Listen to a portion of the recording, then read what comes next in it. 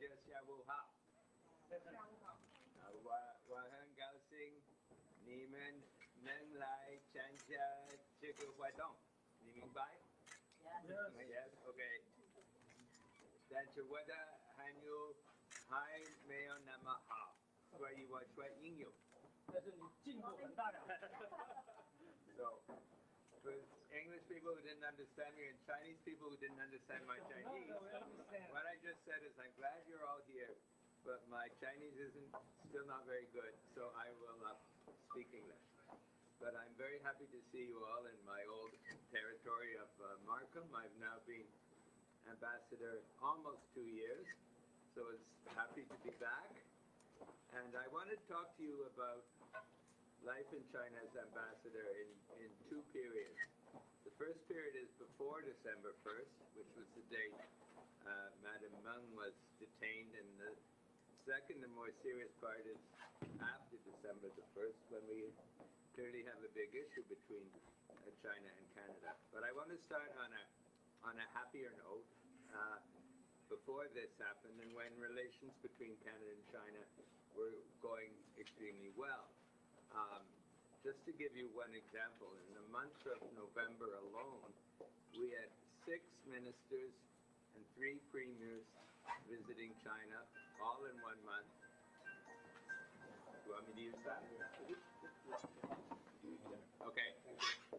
All in 1 month, and all making progress. We had the Prime Minister. Does it make an echo? Yes. Yes. Maybe I don't need it. Yeah, you don't need it. I think you can hear me, right? Yes, we do. Okay. So we had 6 ministers, 3 premiers. We had the Prime Minister in talks with Li Keqiang in Singapore in the same month, and things were all going very well. We were making progress in a number of dimensions, and I was certainly enjoying my life as ambassador, and I was still am having Chinese lessons 6 hours a week, but it's burongyi, not easy, but making some progress. And I might say my family made a good contribution to Chinese, to people ties. We have 3 sons, and the first son got married in July of 2017 to a Chinese woman. The second son got married in May of 2018 to a Chinese woman. And the third and final son, we only have 3, we're not going to have more. He got married in September of 2018, guess what, to a Chinese woman. So I think our family is doing our bit on the people-to-people front. So life in China was very good. And then on December the 1st, Madam Meng was detained in Vancouver. And so I want to explain to you that situation, and then I'm happy to take questions. Well, she was detained under the Canada-United States extradition treaty, and we have had that for many decades. And you know, under an extradition treaty, if one country asks for an individual to be detained, then we have to do it. And so it would have been the same whether it was U.S., China, or U.K., Spain, or whatever 2 countries.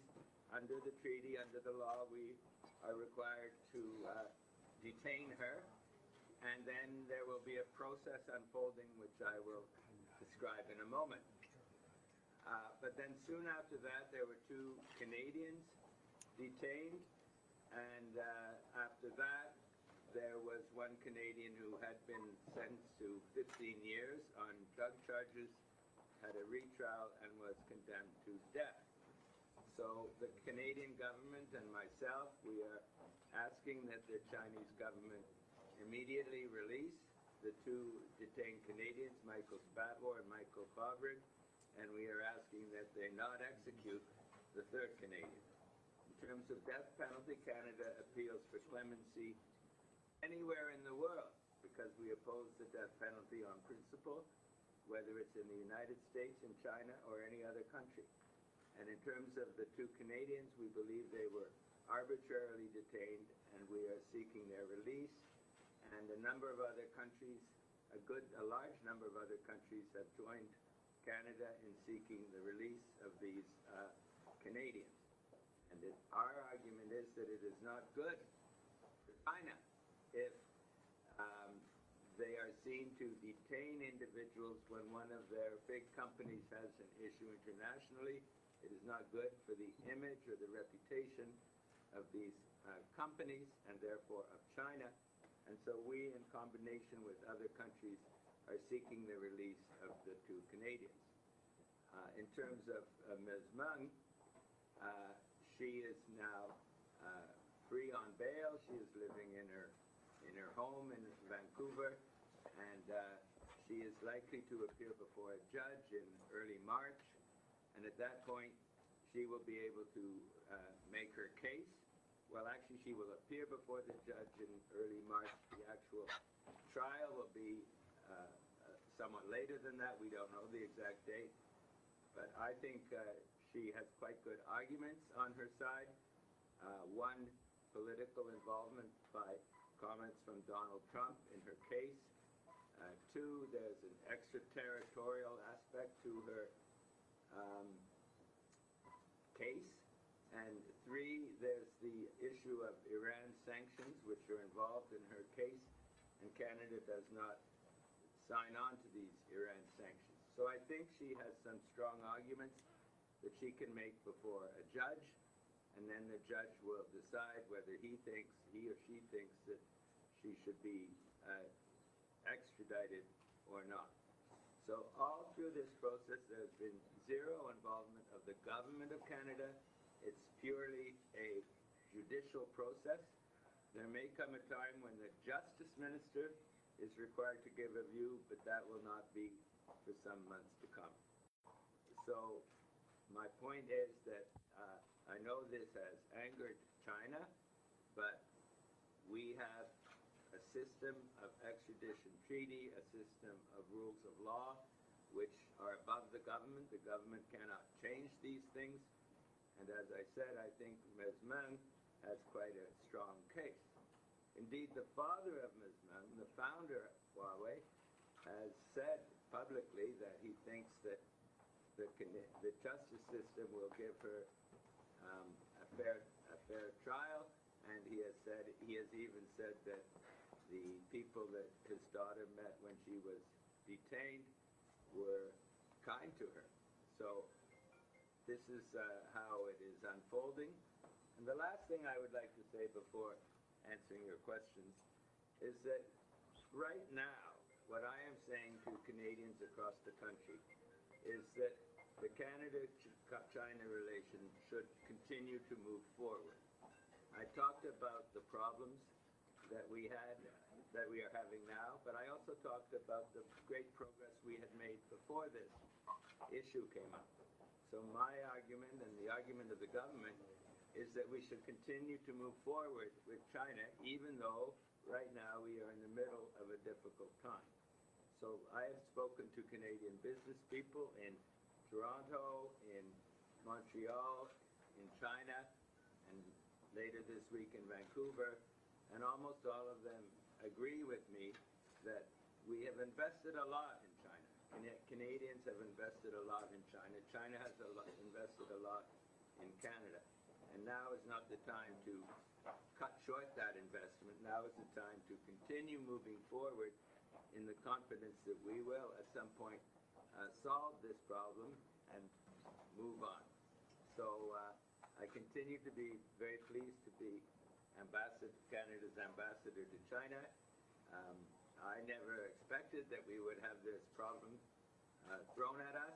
The government of Canada never expected that this would happen, but it did, and we have to deal with it, and we are dealing with it along the lines I just described, and I would be very happy at this point to answer any questions you may have. Mr. President, so according to your observation, why Chinese government this time responds so strongly, so quickly? I don't know why. I've asked that question. What I do know is that President Xi Jinping was very angry about this. And so others in the Chinese government have taken the lead from him. And And I don't know exactly why. Maybe it is because Huawei is a national flagship company of China. And so it's not just any company, it's a special Chinese company.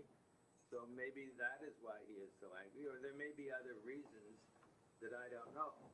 But one thing I will say is, having been in China very recently, I don't think Chinese people are angry with Canadian people. I continue to fly the Canadian flag on my car when I drive around Beijing, no incident.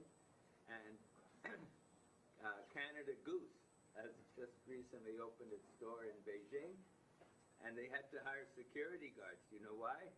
Not to guard them, not to protect them, but to help control the large crowds of people who were flocking into their stores to buy Canada Goose coats. So I don't think that, much as this has caused some anger in the parts of the government in China, my impression is that ordinary Chinese people still seem to get along fine with Canadian people, and I think that goes in both directions. Mr. McCallum, can you describe to us, when the arrest first started, before it escalated into this diplomatic crisis, as an ambassador of Canada, can you describe to us, did you think you would be able to prevent this crisis as an ambassador using your personal relationship and abilities, your network in China? Would that be possible? No. I mean, once Ms. Meng was arrested, the government of China was very angry with Canada. And I have a good relationship with members of the government of China. But this anger at the arrest of Ms. Meng was much more important than my relationships. I think my relationships are still positive. They will still help.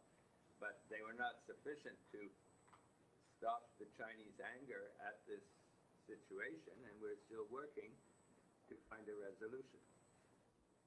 Well, Master, U.S. already said they will send out the extradition request. Are there any plans for the Canadian government to do anything, or what's the plan for ensure the release of the two Canadians? Well, as I've said, the Canadian government is urging China to release the Canadians, and there are people from other countries who are doing the same. In terms of the Ms. Meng extradition request, that is up to the United States government to send that by a date quite soon. I think towards the end of this month they have to send it. I'm assuming they will. I don't know, but I'm assuming they will because they initiated the request to extradite, so I'm sure they will send the supporting documents. And up until this point, the Canadian government has not really had any role. This has been handled by the judicial system and by officials. So we are waiting to see if this request comes. At that point, it will be studied by the Justice Department. Mr. Ambassador. You, yes, and then you. Of course. So, okay, Mr. Ambassador, so actually the Chinese ambassador in Canada recently gave a formal speech. One of the points he mentioned is about if Canada doesn't take the 5G technology from Huawei and Canada take the result, and someone here think it's kind of threat or sort of pressure from China, but the foreign ministry spokesman of China doesn't think so. So what's your comment and opinion? Okay. Yeah, I know that story. I think I agree with what you just said. The Chinese ambassador said there would be consequences for Canada if we did not accept Huawei for 5G. And then the foreign ministry back in Beijing said no. And so you're asking me, what do I think? Well, I do not know exactly what China would do. It seems the ambassador and the foreign ministry don't agree with each other, so it's hard for me to know what they would do. And I don't have anything with that to do with that decision. That is a decision the government will take, largely based on advice from their national security advisors. And so I do not know what it will be. I know that other members of what we call the Five Eyes, United States, Australia, UK, New Zealand, have said no to Huawei, or at least UK, one of their big companies has. So there's pressure on Canada to say no, but I do not know. I don't think a decision has yet been made. I believe the national security agencies are looking into it, and at some point a decision will be made, but that is not my decision.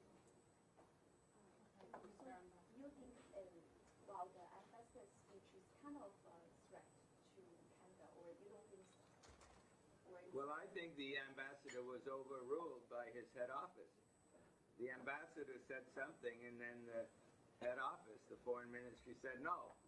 So I believe the foreign ministry.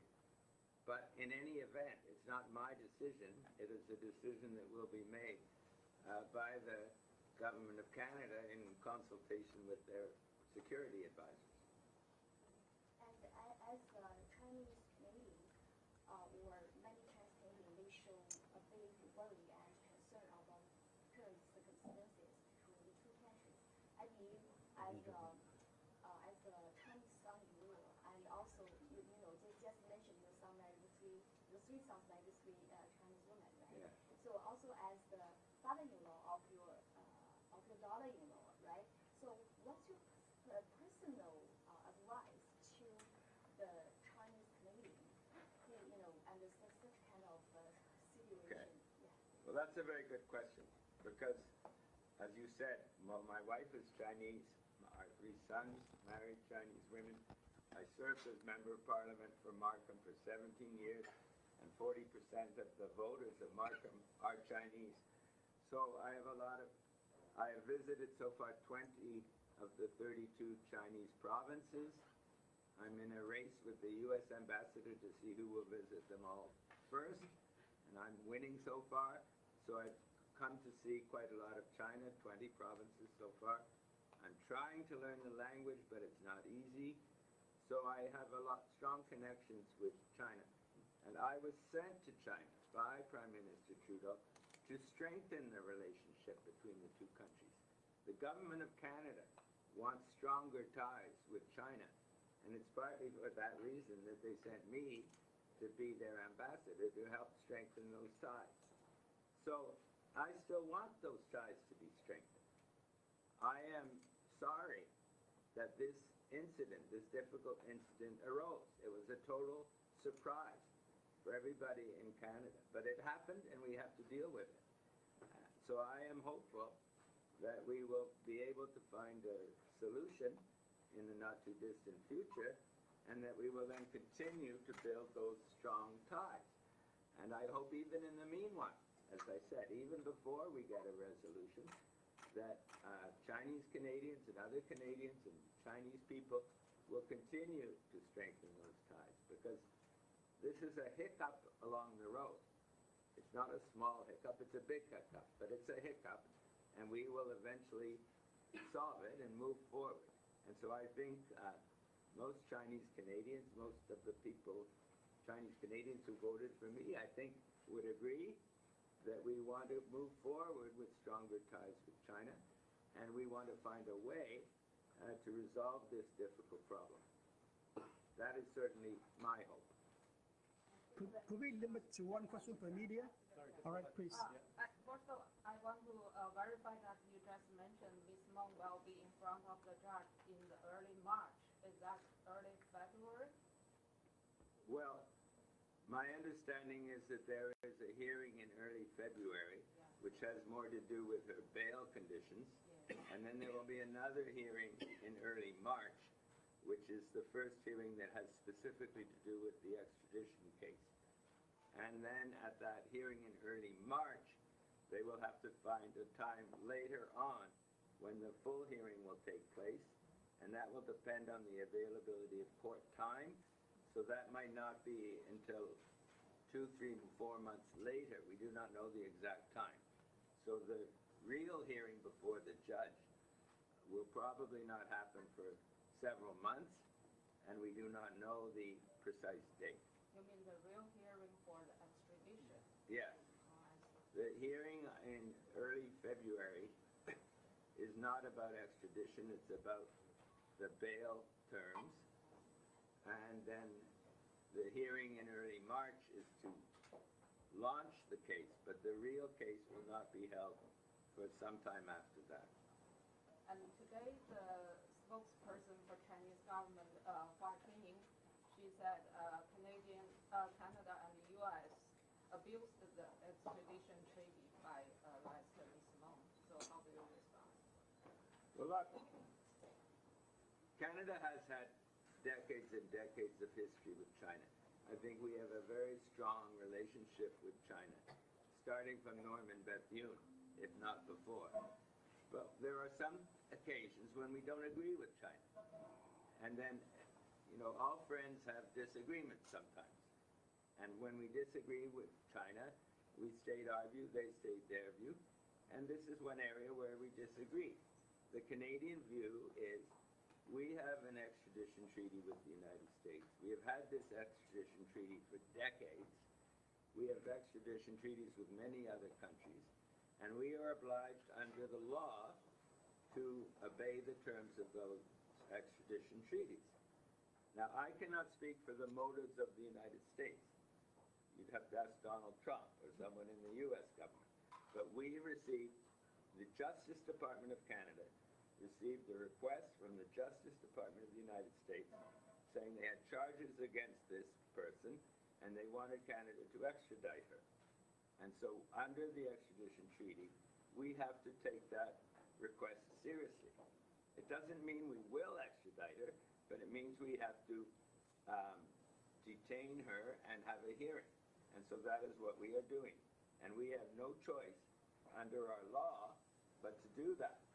Now, the Chinese government may have a different view, and they have a right to their view. But I am just telling you what our view is, and it's something according to our law, according to our basic democratic system, which has a division of labor between the courts and the parliament, and one cannot interfere in the territory of the other. And that is how Canada has always worked. That is how it is working now. And even though this is a very serious situation, even though the Canada-China relation is very important to the government, very important to me, very important to many in this room, we cannot override our basic system of law just when we feel like it. So, Ambassador, yeah, you're expecting and hoping the resolution to be made. What kind of the resolution be? Be the like Canada release Hmong and China release the 3 Canadians.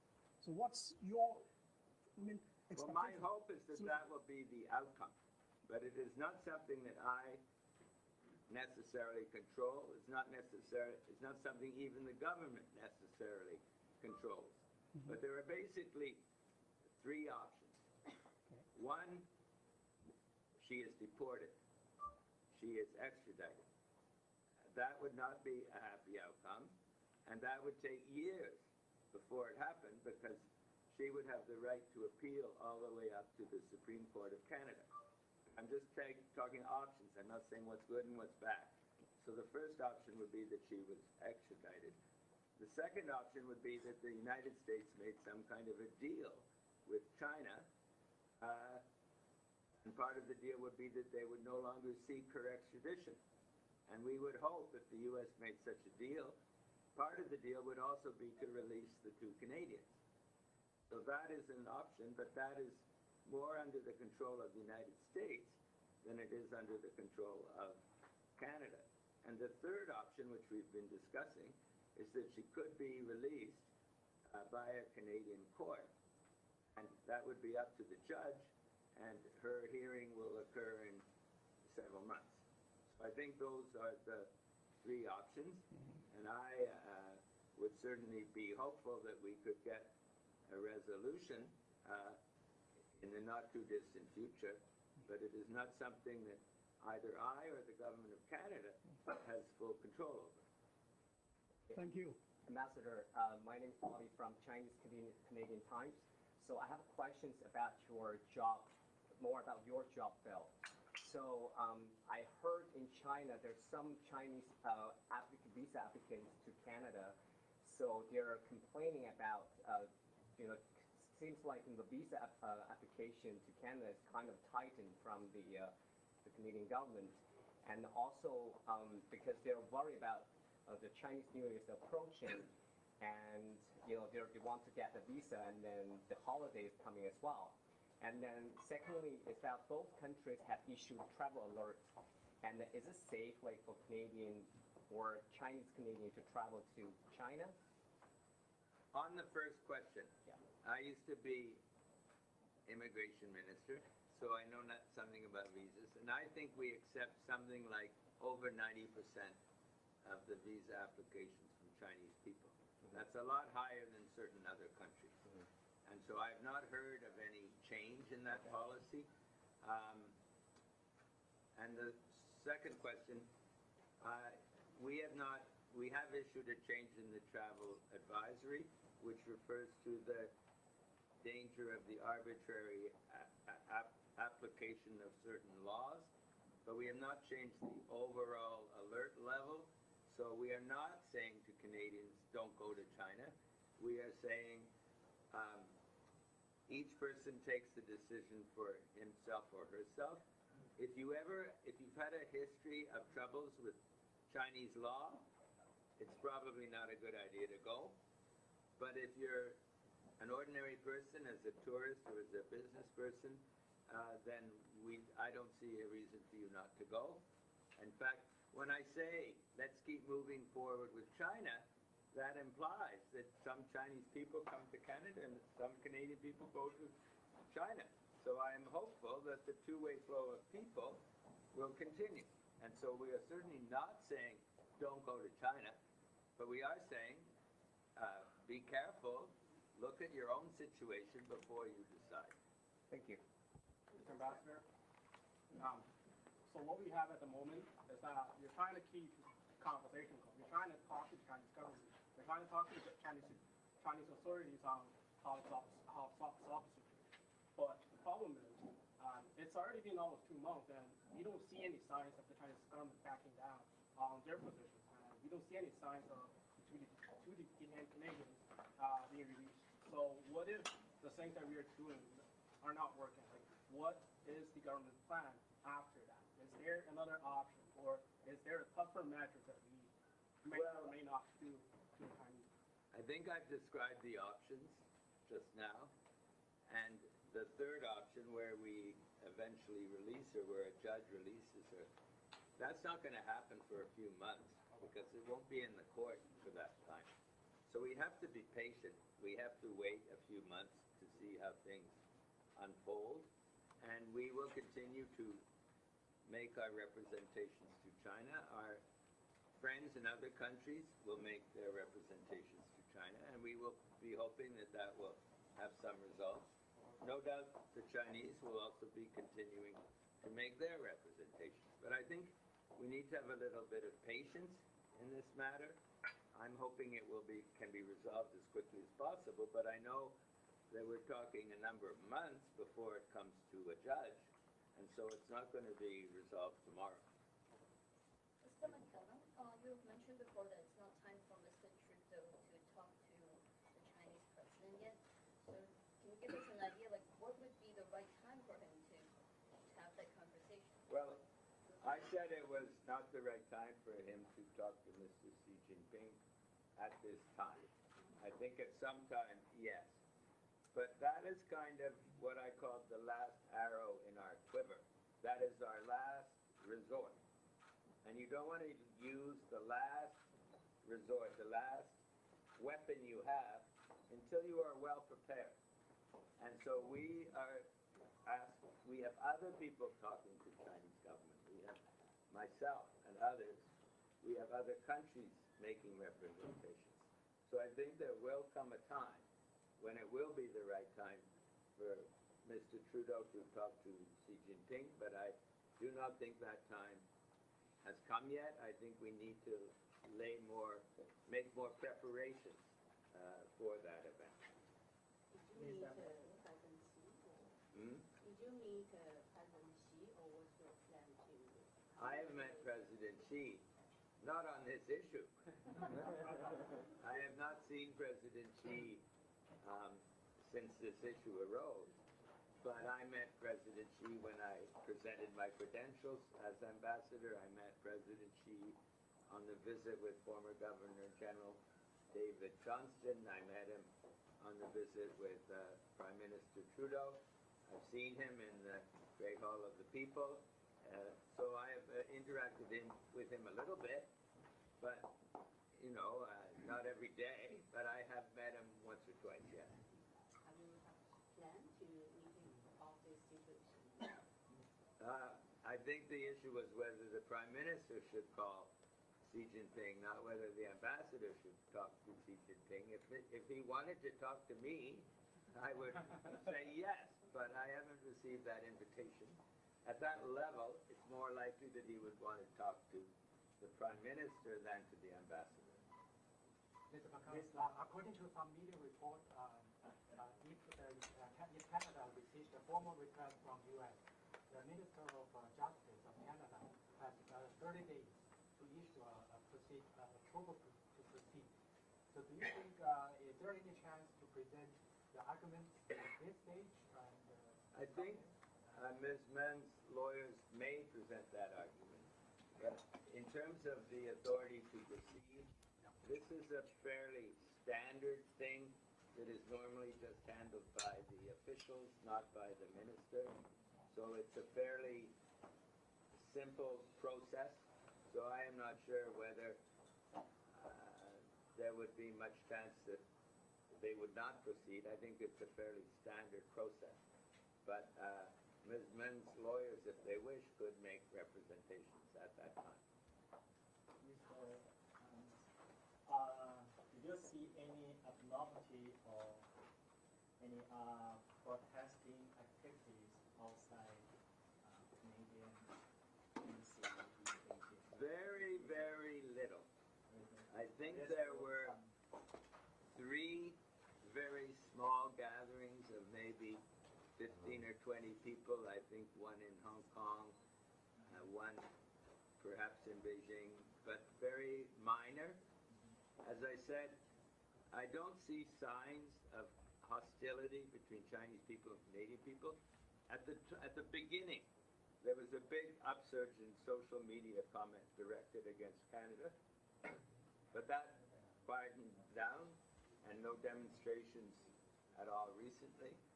So, and as I said, all these Chinese people are buying Canada Goose coats, and so I don't detect any hostility personally, or the people I know.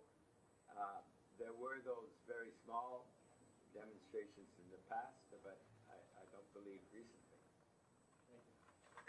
Ambassador, some critics say that why don't the PM call President Xi, and probably it's an easier way to solve the problem. What's your idea? Well, I just answered that question, and I think that the time will come, but this is the last resort, and I think there has to be more preparatory work done with calls and interventions at other levels before we get to the top level. Thank you for asking the question. I think I have a few more minutes.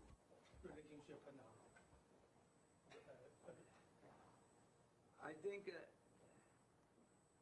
depends on the level. When my first meeting, when this happened with the official Vice Minister for Foreign Affairs, was very hostile. He was very hostile.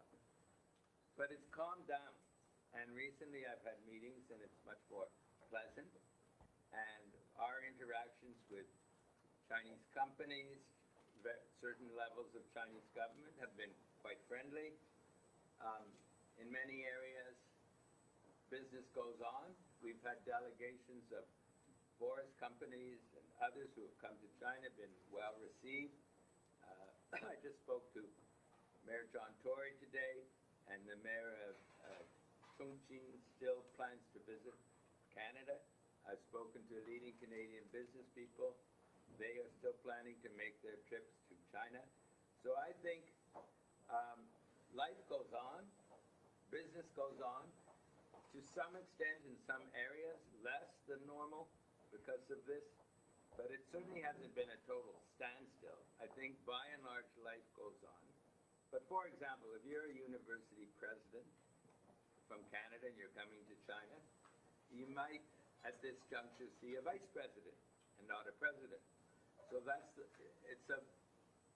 it's not stopped, but it's impeded to a degree. And so I think that's how it is now. And one thing I'm trying to do as ambassador is to encourage people not to stop, to continue doing whatever they're doing, business, travel, pleasure, tourism, with studying with Chinese and vice versa, so as to keep the relationship growing and solid as much as possible. So the first one you talk with, who is the first one you talk with? You said that the first one is very... Oh, it was one of the vice ministers.